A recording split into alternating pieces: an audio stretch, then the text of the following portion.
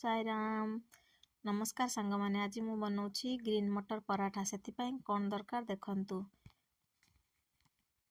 प्रथमे पियाज को मु छोट छोट करी काटी नेछि तापरे धनिया पत्र कंचा लंका को मध्य काटी नेछि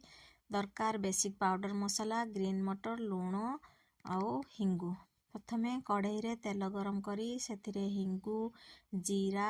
कंचा लंका को देली पियाज को दे भल भाबरे भाजी नेली तापरे आगरू सिझाई रखिथिबा ग्रीन मटर को देली सेथिरे गुटे पिंच हळदी टेस्ट अकॉर्डिंग लूण बेसिक पाउडर मसाला जेमिति कि धनिया पाउडर जीरा पाउडर चिली पाउडर देई भल भाबरे एहाकू फ्राए करि नेली तापरे एहाकू एक मेसर साहाय्य भल भाबरे मैश करि नेली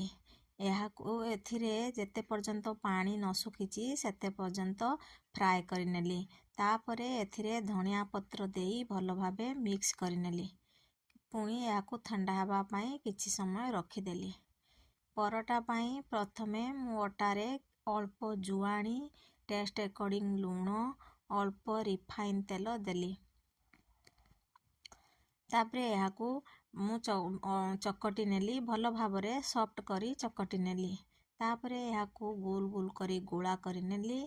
एथिरे मटर पूर दिया जीवो जेमिति मंडा पिठारे दिया जाए देखंतु एई भली भाबरे अटारे होल करी नेली तापरे मटर पूर को देई बंद करी नेली तापरे एहाकू हल्का हातरे पराठा बेली नेली पुणी गैस रे तावा को रखी गरम करी नेली एई पराठा को देई घिओ देई सेकी नेली देखंतु रेडी हेई गला मोर पराठा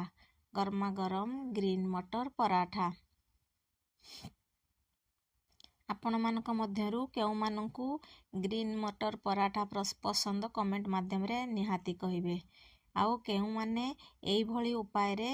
ग्रीन मटर पराठा बनैचंती ता मध्य कहिबे। सांग माने आपण मानकू जदी मोर वीडियो गुडी को पसंद आसु थाए प्लीज लाइक शेयर करिवे फॉलो मध्य करिवे यूट्यूब रे देखिथिले सब्सक्राइब करिवे लाइक शेयर कमेंट मध्य करिवे।